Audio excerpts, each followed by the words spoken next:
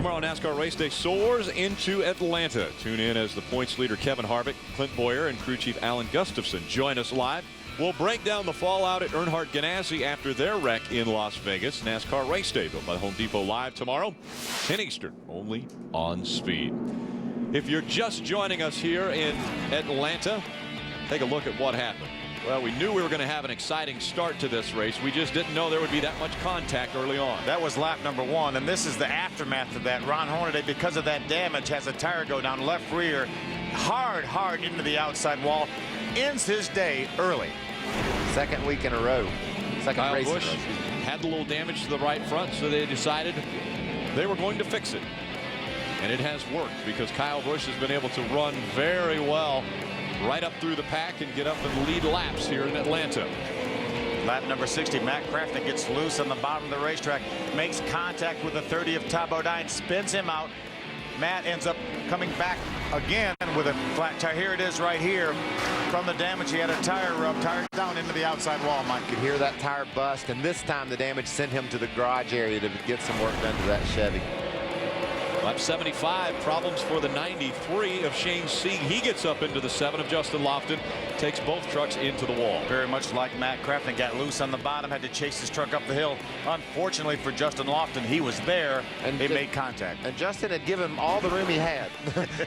Justin was scrubbing along the wall trying to give Shane enough room to keep him from wrecking, but there wasn't to be. Kevin Harvick in front of the field now. There have been 6 different people out in front, 9 different changes.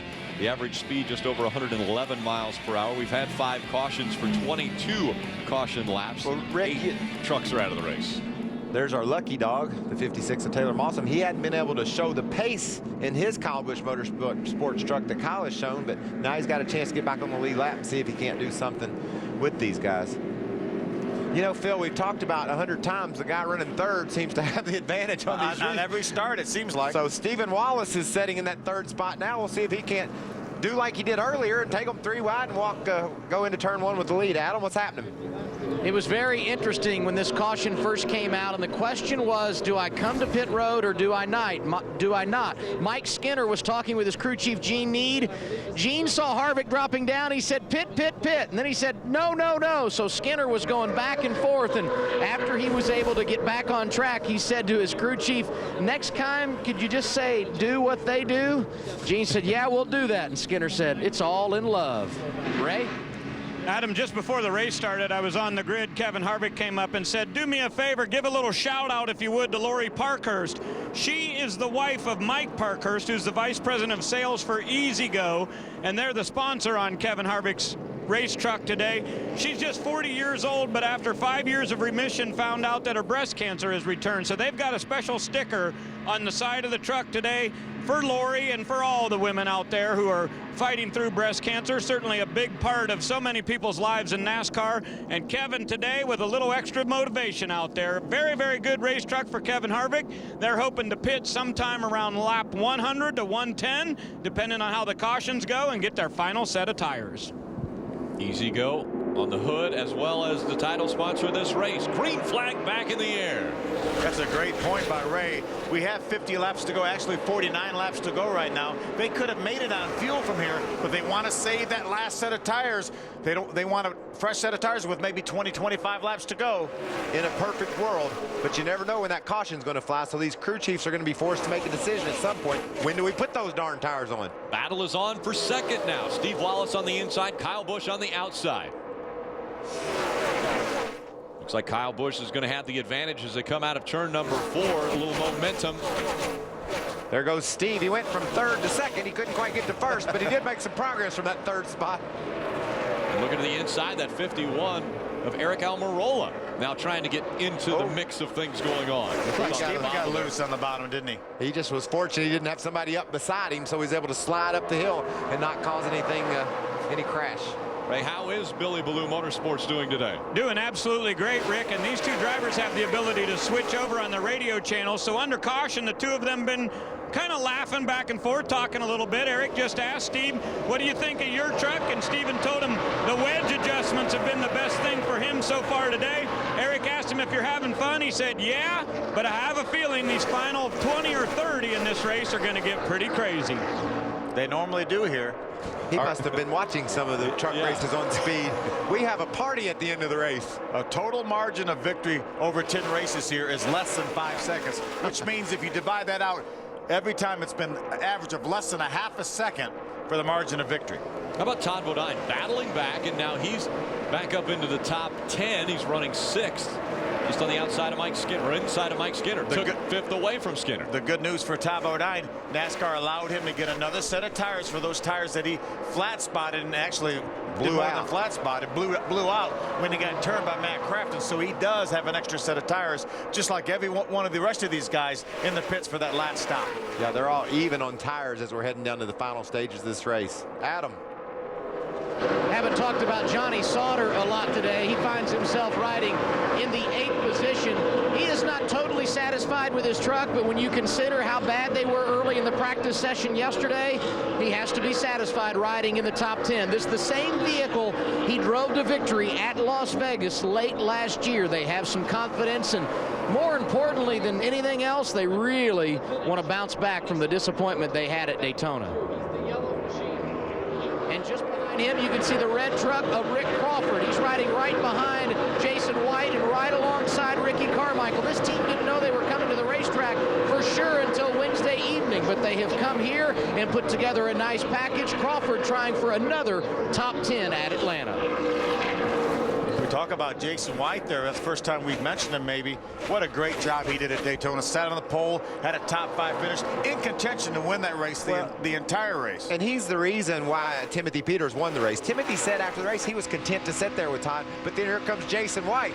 Jason wasn't content to sit anywhere. He dove to the outside of the track. Timothy was just fortunate enough to get barely up in front of Jason, pushed Timothy to the victory. Another guy we hadn't said a lot about, solid run for Ricky Carmichael. Logging laps right there, running down along in the 11th spot, trying to grab 10th away from Jason White.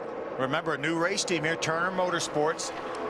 Started a little bit last year, but they're going to run full-time with Ricky. This is a full-time deal, multi-year deal with Monster Energy Drinks. So great things in store for Ricky Carmichael. And a great pass there on the 23 of Jason White. So Ricky Carmichael doing it behind the wheel. He's actually going to get behind the camera later on today. He's going to Daytona to help with part of the broadcast on Speed. Excellent. Ray Dunlap. Hey, Rick, you know how Ricky Carmichael's getting down to Florida? I'm guessing he's going to fly. Kevin Harvick. He is going to fly with Kevin Harvick, and Delana just came over and says, you know, Ricky's really itching to get down there because he's all excited about the racing tonight. She says, I have a feeling he may have to wait around a little while and celebrate with us in Victory Lane. He designed that track down there in Daytona. He's really proud of it too. He said he had to be careful how he designed it. He wanted to make it really hard, but he didn't want to make it too hard because he didn't want all them those riders yelling at him over it. How about he's making a pass on Johnny Sauter, one of our championship contenders we know this year. Ricky Carmichael up there racing side by side with him. And we talked about getting a lap back from Aaron's. Taylor Malsom did that. And now he's contending for a top 10 spot. Both these guys are all over Sauter. It looks like maybe Carmichael's going to make it happen on the bottom. I'm wondering maybe if Taylor Malsom put tires on in his last pit stop after he got the lucky dog. If this thing goes green the rest of the way, that's going to be a great move by his bunch. Taylor Malsom on the high side. Ricky Carmichael back there in the Monster Energy number 4 Chevrolet. He's down at the bottom of the track. Johnny Sauter in his Chevy Silverado running just in front of them in the 13. Look at Taylor, a good strong run into the corner, but he can't quite hold it on the way off, and here comes Carmichael on the bottom. There's the Zachary Toyota Tundra of David Starr in that number 81. David was another one of those guys that pitted on that last round of pit stops. Last caution flag, pitted on lap number 77. He runs 13th. And then take a look. The gold medal bobsled designer, Jeff Bodine, running in the 14th spot. What a nice job by Jeff in this race. It's been several years since he's been in a Camping World truck and doing a very credible job. Donnie Leah back there. Behind him in the 07, Austin Dillon making the pass in the number 3. Well, this is just what Austin Dillon was looking for. I know he'd like to be running up in the top 5, but he just is glad to be running after Daytona. Made one lap, came to Atlanta, qualified strong, top 5 run, and now he's just logging laps. There. Really off the 3 and 4, just keep getting off of 2, low and straight. That's Can we make it to the That's his dad and his spotter helping that young man. Mike Dillon, a former nationwide racer. Donnie Leah. We were talking about Donnie Leah. If we would have run the race on Friday night, he would have probably missed the birth of his first child, but he was able to get home for that and saw the birth of his child, and then made it back to Daytona to race on Saturday night. Kevin Harvick hugging that yellow line as he has led 63 of the 93 laps we've run from Atlanta. The most important one he wants to lead is the last one. Will Kyle Busch come up and challenge? How about Steve Wallace in his first ever Camping World Truck Series start running in the top 3? Todd Bodine had issues, but he was able to rebound off of that, and he's battling for the top 10 and top 5 spots here at Atlanta.